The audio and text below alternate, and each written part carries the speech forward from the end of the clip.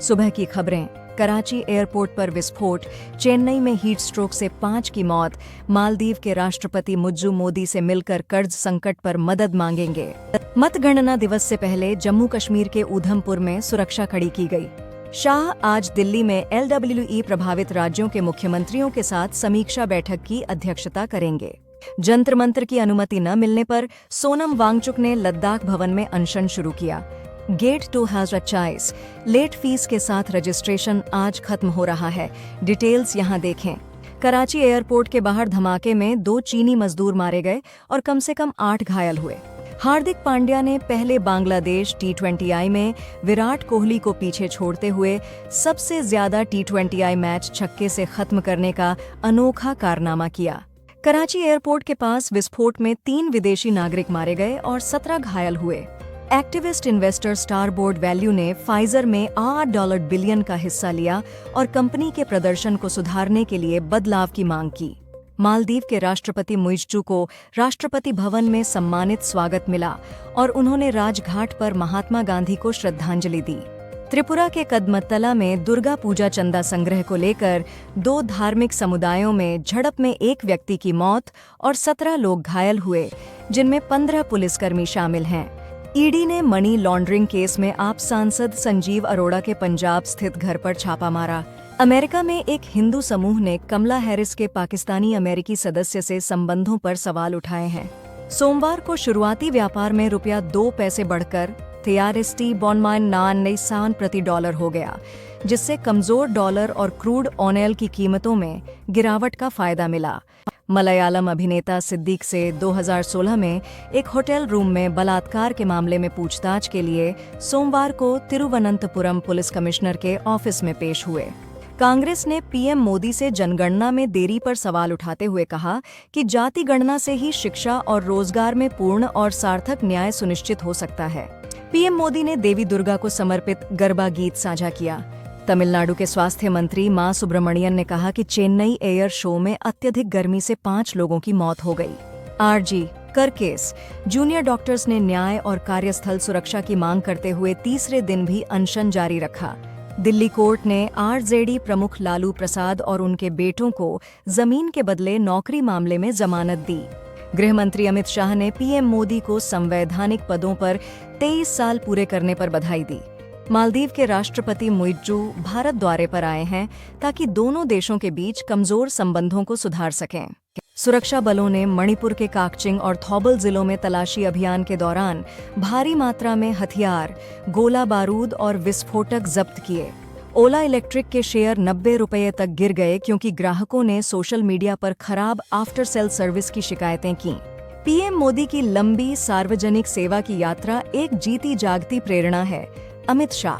PM Modi ने Hyderabad house में मालदीव के राष्ट्रपति मोहम्मद मुइज्जू का स्वागत किया। मलयालम फिल्म एक्टर सिद्दीक से रेप आरोपों पर एसआईटी ने पूछताछ की। दिल्ली दंगे 2020। हाई कोर्ट 25 नवंबर को उमर खालिद और शर्जील इमाम की जमानत याचिकाओं पर सुनवाई करेगा। रतन टाटा, जो 46 साल के हैं और उम्र से जुड़ी बीमारियों से जूझ रहे हैं, को मुंबई के ब्रीच कैंडी अस्पताल में भर्ती कराया गया। जम्मू कश्मीर का राज्य का दर्जा बहाल करने के लिए सुप्रीम कोर्ट में याचिका दाखिल की गई। सनत जयसूर्या को 2026 T20 वर्ल्ड कप तक श्रीलंका का हेड कोच नियुक्त किया गया है। मुंबई की पहली भूमिगत मेट्रो कॉरिडोर बीकेसी से आरे तक सोमवार सुबह जनता के लिए खुल गई। नेस्ले इंडिया के CMD सुरेश नारायणन जुलाई 2025 में रिटायर होंगे और उनकी जगह अमेजन के मनीष तिवारी 1 अगस्त 2025 से MD का पद संभालेंगे। रतन टाटा ने कहा कि उम्र से जुड़ी मेडिकल जांच के लिए अस्पताल में है, चिंता की कोई बात नहीं। किसी भी धर्म के देवी देवताओं, महापुरुषों या संतों के खिलाफ अपमानजनक टिप्पणी अस्वीकार्य है। आदित्यनाथ। अमित शाह ने नक्सल प्रभावित राज्यों के मुख्यमंत्रियों के साथ सुरक्षा स्थिति की समीक्षा की। नासा स्पेसएक्स ने तूफान मिल्टन के कारण यूरोपा क्लिपर मिशन में देरी की है, जो 10 अक्टूबर को फ्लोरिडा से लॉन्च होने वाला था। पश्चिम बंगाल के बीरभूम में कोयला खदान में विस्फोट से 7 लोग मारे गए और कई घायल हुए। हम संविधान की रक्षा करेंगे जो बहुजनों को उनके अधिकार देता है। राहुल गांधी। बीजेपी ने वादा किया है कि अगर झारखंड में सत्ता में आए तो NRC लागू करके घुसपैठियों से निपटेंगे। जेके बीजेपी चीफ रविंदर रैना ने कहा कि बीजेपी इंडिपेंडेंट पार्टीज के सपोर्ट से सरकार बनाएगी। डीजीसीए ने बोइंग 737 विमानों में संभावित रडर सिस्टम समस्या पर भारतीय एयरलाइंस को सलाह दी। सीबीआई ने चार्जशीट में कहा कि संजय रॉय ने आरजी कार मेडिकल कॉलेज में एक महिला डॉक्टर का बलात्कार कर हत्या की। ओडिशा के 14 जिलों में प्राइवेट बस ऑपरेटर्स ने परिवहन मंत्री विभूति भूषण जेना के साथ बैठक के बाद अपनी प्रस्तावित हड़ताल वापस ले ली। इंजीनियर राशिद ने सभी राजनीतिक पार्टियों से अपील की कि जब तक जम्मू कश्मीर का राज्य का दर्जा बहाल नहीं होता तब तक सरकार बनाने का दावा न करें। सीबीआई ने आरजी कार मेडिकल कॉलेज में एक ट्रेनी डॉक्टर के रेप मर्डर केस में मुख्य आरोपी संजय रॉय के खिलाफ चार्जशीट दाखिल की। केंद्रीय गृह मंत्री अमित शाह ने बताया कि जनवरी से अब तक छत्तीसगढ़ में 174 नक्सली मारे गए, 801 गिरफ्तार हुए और 742 ने आत्मसमर्पण किया है।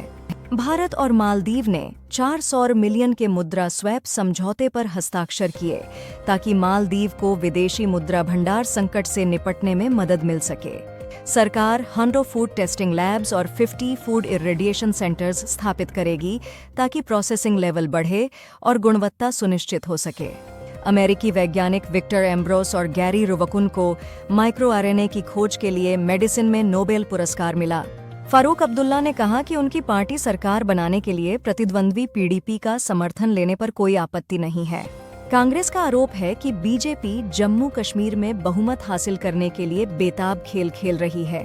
अमित शाह ने कहा कि नक्सल सबसे बड़े मानवाधिकार उल्लंघनकर्ता हैं और सुरक्षा बलों ने हाल ही में उनके खिलाफ बड़ी सफलताएं हासिल की हैं।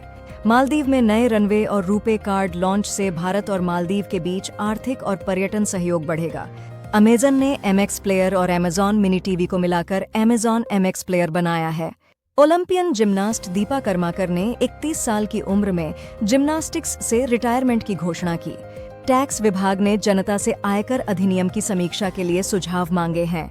संगारेड्डी में सड़क हादसे में परिवार के 4 लोग मारे गए। आरबीआई ने मालदीव मौद्रिक प्राधिकरण के साथ मुद्रा विनिमय समझौता किया।